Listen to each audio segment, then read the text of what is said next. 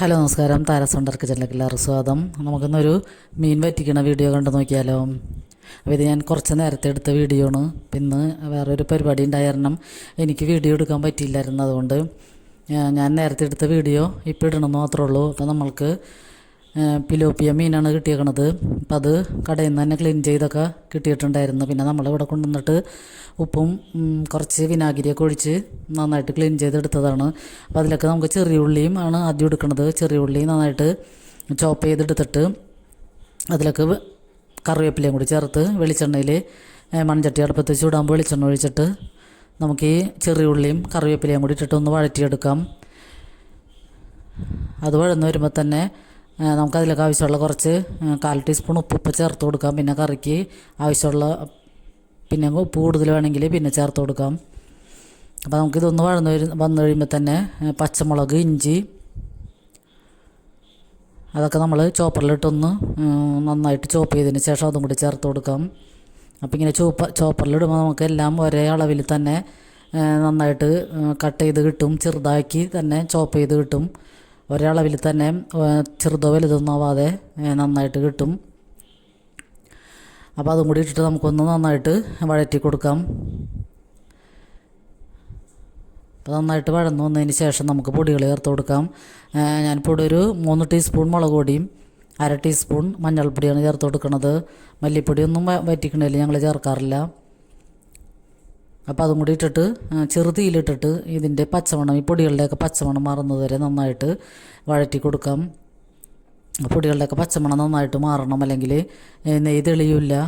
കറിക്കൊരു മുളക് പൊടിയുടെ പച്ചക്കൊത്തുണ്ടാവും. അപ്പോൾ അതുകൊണ്ട് ചെറുതീയിലിട്ടിട്ട് നന്നായിട്ട് വഴറ്റി കൊടുക്കണം.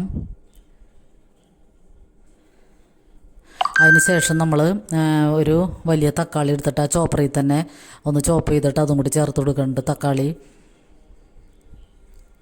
അപ്പോൾ അതും കൂടി ഇട്ടതിന് ശേഷം നമുക്ക് തക്കാളിയും കൂടി ചേർത്തിട്ട് അത് നന്നായിട്ട് വഴന്നു വരണം. നന്നായിട്ട് മിക്സ് ചെയ്തിട്ട് എണ്ണ തെളിഞ്ഞ് വരുന്ന വരെ നമ്മൾ ഇങ്ങനെ ഇളക്കിക്കൊണ്ടിരിക്കണം. അതിനുശേഷം നമുക്കിതിലേക്ക് പാകത്തിനുള്ള വെള്ളം ഒഴിച്ചു കൊടുക്കാം. വെള്ളം കൂടിയൊന്നും വേണ്ട, പാകത്തിനുള്ള മീൻ വേകാനുള്ള വെള്ളം മാത്രം മതിയാകും. അപ്പോൾ അതും കൂടി ഒഴിച്ചു കൊടുത്തതിന് ശേഷം പിന്നെ അതിൻ്റെ ഇടയ്ക്ക് നമ്മൾ ഒരു ചെറിയ 2-3 കഷ്ണം കുടംപുളി വെള്ളത്തിലിട്ടിട്ടുണ്ടായിരുന്നു, അതും കൂടി ചേർത്ത് കൊടുക്കാം. അതും കൂടി ചേർത്തിട്ട് ആവശ്യത്തിനുള്ള വെള്ളം കൂടി ഒഴിച്ചിട്ട് പിന്നെ പാകത്തിന് ഉപ്പും കൂടി ചേർത്ത് നമുക്ക് തിളയ്ക്കണവരെ വെയിറ്റ് ചെയ്യാം.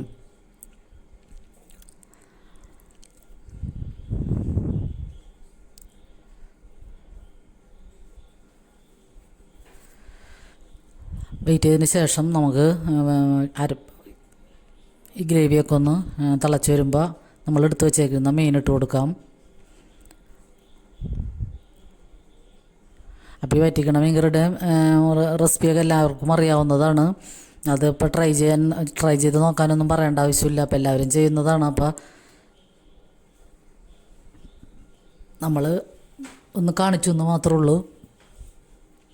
അപ്പോൾ ഇനിയിപ്പോൾ എല്ലാ ദിവസവും വീഡിയോ ഇടാമെന്ന് കരുതിയിട്ടാണ്. മുടങ്ങി പോയിട്ടുണ്ടെങ്കിൽ നമുക്ക് ഒരു ദിവസം മടി പിടിച്ചിരുന്നു കഴിഞ്ഞാൽ പിന്നെ ദിവസങ്ങളിലൊക്കെ മടിയായിരിക്കും, പിന്നെ ഇടാൻ തോന്നുന്നില്ല.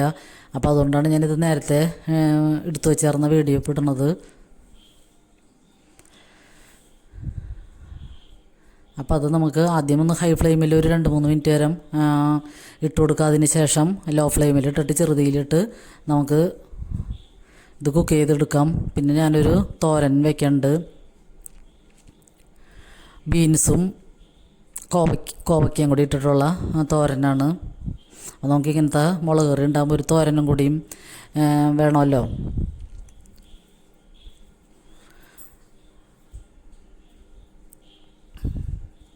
അപ്പോൾ നമ്മുടെ അടിപൊളി മീൻ കറി ഇവിടെ റെഡിയാണ്. ഇത് നമുക്ക് കപ്പയുടെ കൂടെയും പിന്നെ ചപ്പാത്തിയുടെ കൂടെ പൊറോട്ടയുടെ കൂടെയൊക്കെ കഴിക്കാനും നല്ല അടിപൊളി മീൻ കറിയാണിത്. കപ്പയുടെ കൂടെ കഴിക്കാൻ ബെസ്റ്റ് കോമ്പിനേഷനാണ്. അപ്പോൾ അതങ്ങനെ എല്ലാവരും ഒന്ന് ഇങ്ങനത്തെ മീൻ കറി വെച്ചിട്ട്, മത്തിയായാലും ഇങ്ങനെ വെച്ചിട്ട് കപ്പയുടെ കൂടെ കഴിക്കാൻ അടിപൊളി ടേസ്റ്റാണ്. അപ്പോൾ അതെല്ലാവരും ഒന്ന് ട്രൈ ചെയ്ത് നോക്കുക.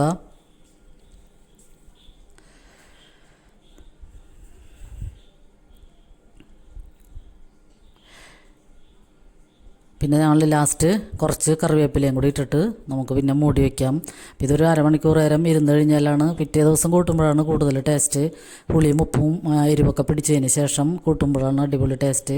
പിറ്റേ ദിവസം ഇതൊക്കെ ഉണ്ടാവണമെങ്കിലും നല്ല ടേസ്റ്റായിരിക്കും. നമുക്ക് തോരന് വേണ്ടി ബീൻസ് അരിഞ്ഞെടുക്കാം. അപ്പോൾ അത് നന്നായിട്ട് 3-4 പ്രാവശ്യം ഉപ്പൊക്കെ ഇട്ട് വെള്ളത്തിൽ കഴുകി തന്നെ എടുക്കണം. അപ്പോൾ അതൊക്കെ എടുത്ത് അരിഞ്ഞ് ക്ലീൻ ചെയ്ത് വെച്ചേക്കണതാണ്. പിന്നെ 3-4 കോവയ്ക്കയും കൂടി ഞാൻ എടുക്കുന്നുണ്ട്. പിന്നെ സാധാരണ ചെയ്യണ പോലെ തോരന് ചെറിയുള്ളിയും വെളുത്തുള്ളിയും പച്ചമുളക് കറിവേപ്പിലയും കൂടി ഇട്ടിട്ട് നമുക്ക് പാനിൽ വെളിച്ചെണ്ണ ഒഴിച്ച് അതിലൊക്കെ ആവശ്യമുള്ള ഉപ്പും കൂടി ചേർത്തതിന് ശേഷം ഒന്ന് വഴറ്റിയെടുക്കാം. അപ്പോൾ ഈ ഉള്ളിയും ചെറിയുള്ളിയൊന്നും അധികം ബ്രൗൺ നിറമൊന്നും ആവണ്ട. ഒന്ന് വാടിക്കഴിഞ്ഞ് കഴിഞ്ഞാൽ നമുക്ക് ഈ എടുത്ത് വെച്ചിരിക്കുന്ന ബീൻസൊക്കെ ചേർത്ത് കൊടുക്കാം.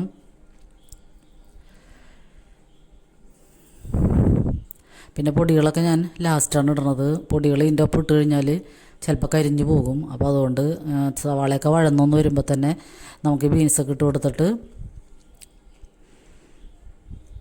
ആവശ്യത്തിന് ഉപ്പും കൂടി ചേർത്ത് മൂടി വെച്ച് വേവിച്ചെടുക്കാം. ഇതിൽ വെള്ളമൊന്നും ഒഴിക്കേണ്ട ആവശ്യമില്ല. ആ വെളിച്ചെണ്ണയുടെ ഇതിൽ കിടന്ന് ആവിയിൽ കിടന്ന് വെന്തോളും. ചെറുതീയിലിട്ടാൽ മതിയാകും. നമ്മൾ മൂടിയൊക്കെ ആണെങ്കിൽ അതിൽ വെള്ളം ആവിയായിട്ട് വന്നിട്ട് ഇതിനാവശ്യമുള്ള വെള്ളം ഉണ്ടാകും. അപ്പോൾ വെള്ളമൊന്നും ഒഴിക്കാതെ തന്നെ ഇത് ആവിയിൽ വേകുമ്പോഴാണ് ടേസ്റ്റ് വന്നത്. പിന്നെ നമുക്കതിൽ ഒരുവിധം മുക്കാൽ വേവാകുമ്പോൾ കുറച്ച് 2 പിടി തേങ്ങയും പിന്നെ ഒരു 1/2 ടീസ്പൂൺ കുരുമുളക് പൊടിയും 1/4 ടീസ്പൂൺ മഞ്ഞൾപ്പൊടിയും 1/4 ടീസ്പൂൺ മുളക് പൊടിയും കൂടി ഇട്ടിട്ട് അതൊന്ന് നന്നായിട്ട് മിക്സ് ചെയ്യാം. എന്നിട്ട് മിക്സ് ചെയ്തതിന് ശേഷം പിന്നെയും ഒന്ന് അടച്ചു വെച്ചിട്ട് ഒരു 3-4 മിനിറ്റ് ചെറുതീയിലിട്ടിട്ട് അടച്ചു വെച്ച് കഴിഞ്ഞാൽ നമ്മുടെ അടിപൊളി തോരനും റെഡിയാണ്.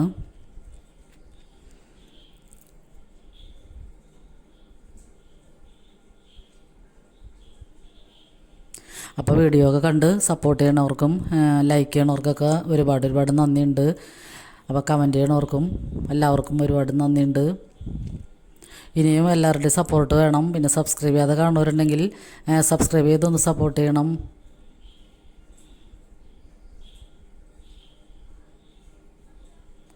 അപ്പോൾ വീഡിയോ ഇഷ്ടമായെങ്കിൽ ലൈക്ക് ചെയ്യാൻ മറക്കരുത്. അപ്പോൾ എല്ലാവർക്കും ഒരുപാട് നന്ദി.